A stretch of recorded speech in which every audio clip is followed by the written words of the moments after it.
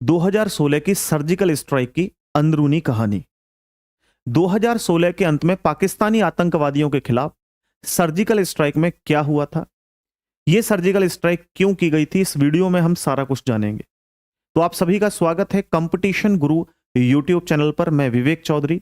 दोस्तों जानते हैं, यह है बात 18 सितंबर 2016 की। उरी में स्थित 12 ब्रिगेड मुख्यालय में सुबह 5:30 बजे एक प्रशासनिक शिविर पर घातक हमला हुआ, जिसमें बिहार रेजिमेंट के 6ठी बटालियन के 19 जवान शहीद हुए।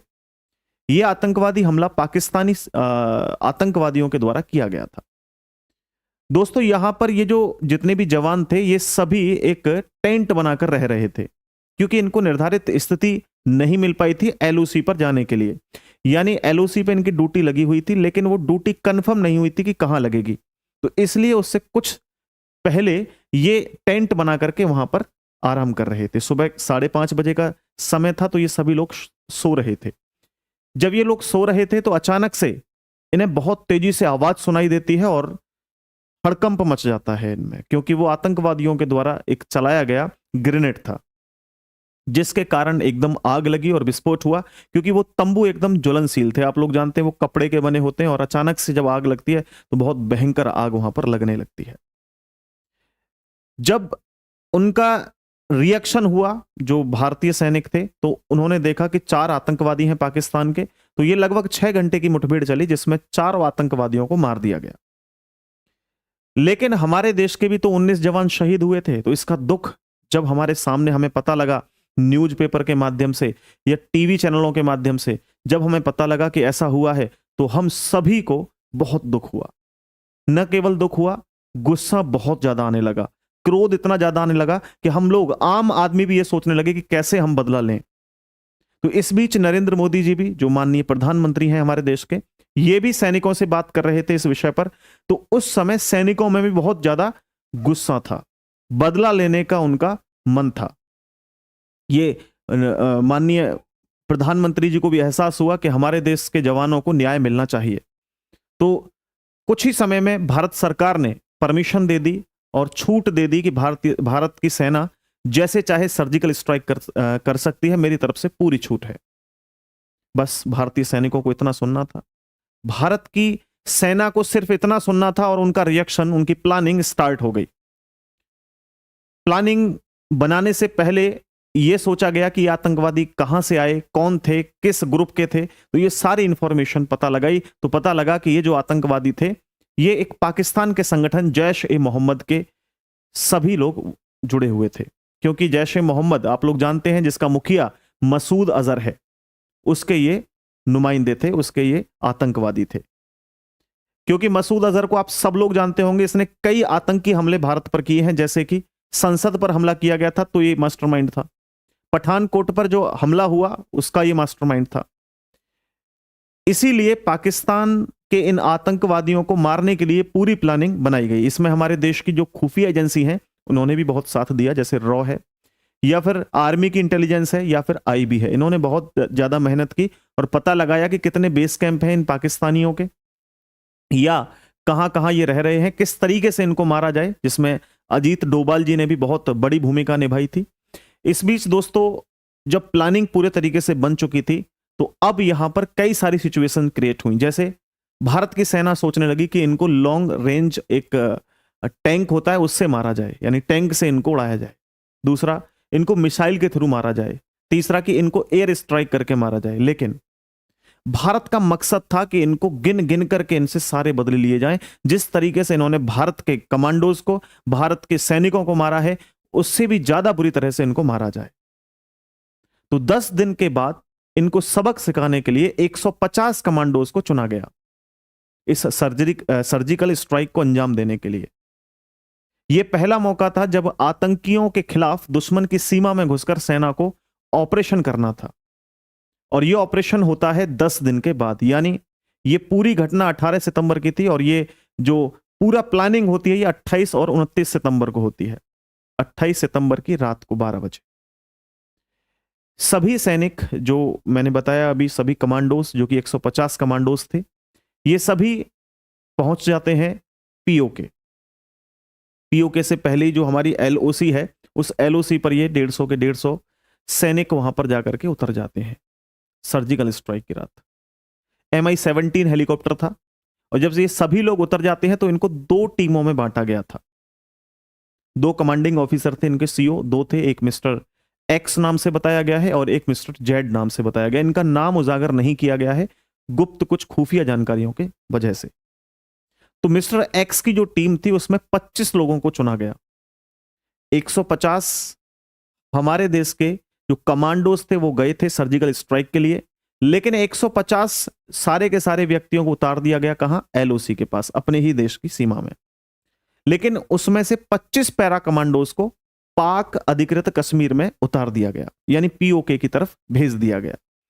जब इनको पीओके की तरफ भेजा गया तो 3 किलोमीटर अंदर तक ये रेंगते हुए पहुंचते हैं पीओके में, जहां पर आतंकवादियों का गढ़ माना जाता है। मैं आप लोगों को मैप पे अभी दिखाऊंगा, आपको पता लगेगा कि एक्चुअली में कितनी सिचुएशन खराब है पीओके की आज के समय में। मैं अभी आपको बताऊंगा, पहले आप इस स्टोरी को समझो। इसी बीच जैसे ये एंट्री लेते हैं 3 किलोमीटर पीओके में जाते हैं, तो ये भी आप लोग जानते होंगे कि देश में तबाही मचाने के लिए आतंकियों ने कई लॉन्च पैड्स बनाए हुए हैं पीओके में, जैसे भिंबर, केल, तत्ता पानी भी है एक, और लीपा है। इन इलाकों में बहुत सारे कैंप ऐसे हैं जो आतंकवादी इनको चला रहे हैं, और कभी भी वो हमला करने के लिए इन कैंप का इस्तेमाल करते हैं। ये सभी हमारे देश के कमांडोज इन कैंप को ही उड़ाने के लिए गए थे। बोला 1-2 से बदला नहीं लेना, हमें पूरा जड़ से समाप्त करना है इनको। तो ये लोग वहां पे पहुंचते हैं, ये कमांडोज वहां पहुंचते हैं, लेकिन पाकिस्तान की आर्मी को या पाकिस्तान के आतंकियों को यह एहसास ही नहीं हुआ कि रेंगते हुए बहुत धीरे धीरे, एहसास तक नहीं होने दिया, और ये उनके कैंप तक पहुंच गए।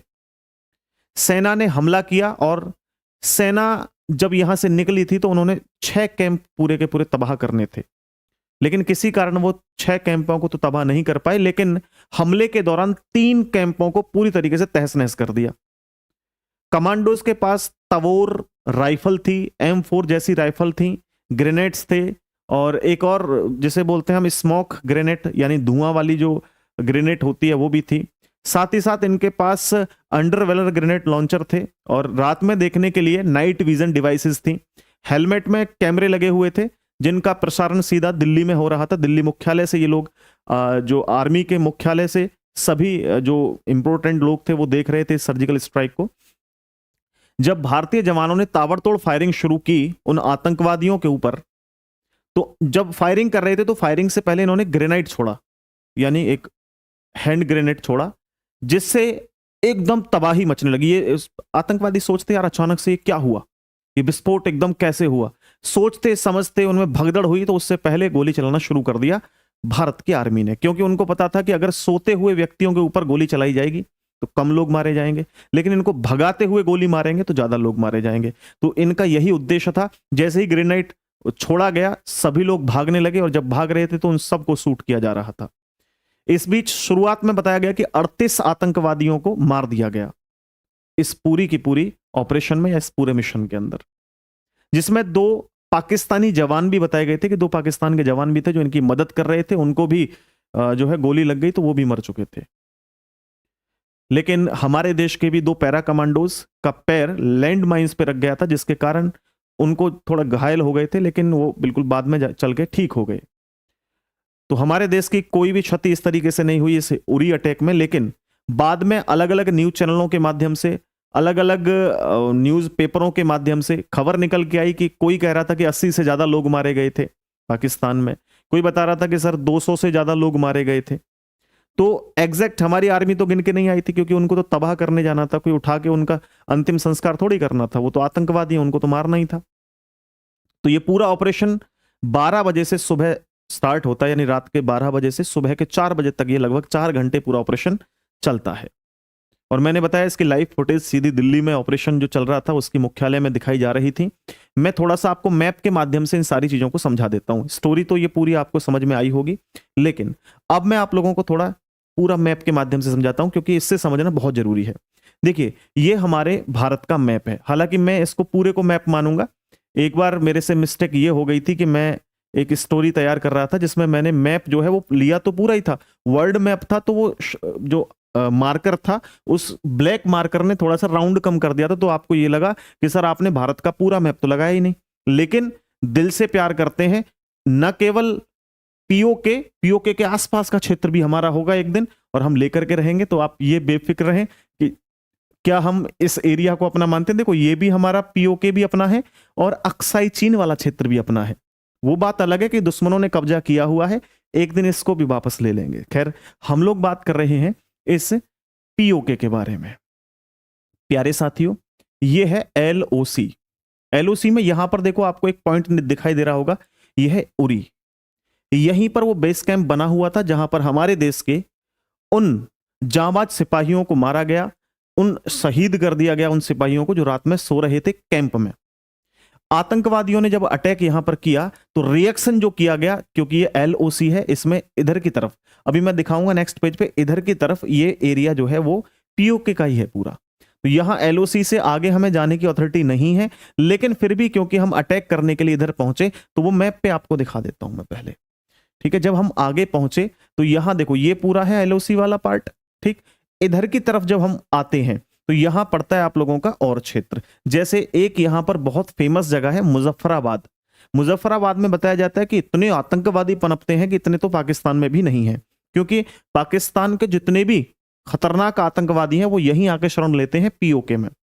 पीओके के बहुत सारे ऐसे जगह हैं जहां आतंकवादी संगठन आज की डेट में एक्टिव हैं और बहुत खतरनाक तरीके से वो एक्टिव हैं। तो ये पूरा जो सर्जिकल स्ट्राइक हुआ था वो एलओसी से भी लगभग 3 किलोमीटर अंदर पीओके की तरफ हुआ था। तो ये ऐसा पहली बार था कि हम उस एलओसी को पार करके आगे पहुंचे थे। ये आप देखेंगे तो एलओसी ये वाला क्षेत्र है, पाक ऑक्यूपाइड कश्मीर ये वाला क्षेत्र है। तो इसमें लगभग ये 3 किलोमीटर अंदर जाकर के पूरा किया था। तो अब मैं आपको ये दिखा देता हूं कि कौन कौन से वो बेस कैंप थे जिनमें पाकिस्तानी आतंकवादी छिपे हुए थे। पहले तो ये MI-17 हेलीकॉप्टर है, जिससे हमारे देश के जो कमांडोज थे वो गए थे वहां पे। ठीक है, ये भी बहुत एकदम खतरनाक वाला प्रोसेस होता है। इसमें यहाँ भी बम वगैरह लगे होते हैं, रॉकेट लॉन्चर लगे होते हैं, बहुत खतरनाक है। चाहते तो डायरेक्ट भी हम अटैक कर सकते थे, लेकिन फिर वो पीठ पे वार करने वाली बात होती, हम तो सीना ठोक करके मारने के लिए गए थे। तो दोस्तों यहां से कुछ इस तरीके से पीछे एलओसी में ही इनको उतार दिया गया, और वहां से देखो ये उरी वाला है। ठीक है, नौगाम है ये तो अपने बेस कैंप थे। इनसे आगे की तरफ जैसे कि आप यहां देख रहे हैं बिम्बर, तालापानी या लीपा, ठीक, उसके बाद देखो केल, ये सब आतंकवादी संगठन थे। इन सबको तबाह करने के लिए हमारे देश के सैनिक गए थे, जिनमें से 3 तबाह कर दिए गए थे पूरे तरीके से। अब आप देखो एक ये आतंकवादी है, इसको भी आप लोग जानते होंगे, मसूद अजहर, जैश ए मोहम्मद का जो ग्रुप है, आतंकवादी संगठन है, उसका मुखिया है ये। इसको जो है आपको मैंने अभी भी बताया था कि ये जैसे कि संसद पे हमला हुआ था या पुलवामा का अटैक हुआ था, इनमें भी ये शामिल था। और एक अटैक हुआ था, पठानकोट का हमला हुआ था, उसमें भी ये मास्टरमाइंड था। तो इनके ऊपर जितने भी ये मिशन हुए हैं, मैं आप लोगों को ऐसे ही वीडियो बना करके समझाता रहूंगा। अगर मेरा बताया हुआ आपको समझ में आता है, अच्छा लगता है, तो आप मेरी इस पूरी कहानी का जो भी आपने समझा, देखा, अपना कीमती समय मुझे दिया, तो प्लीज कमेंट सेक्शन में अपनी कमेंट जरूर दे करके जाना। एक आप केवल ऐसा ना करना कि सही कमेंट ही, पॉजिटिव कमेंट ही करके जाएं। अगर मैंने कोई गलती भी की है तो आप उससे जरूर बता के जाइएगा, क्योंकि मैं इन सभी चीजों को रिसर्च करके ही आप लोगों तक पहुंचाता हूं। देखिए, मैं भी बिल्कुल ऐसा नहीं कि बिना पढ़े ही सारी चीजें जानता हूं, ना आप लोग ऐसे होंगे। जहां से भी रिसर्च करके जो चीजें मेरे को मिल पाती हैं, मैं आप लोगों को बिल्कुल सही ढंग से एक्सप्लेन करने की कोशिश करता हूं।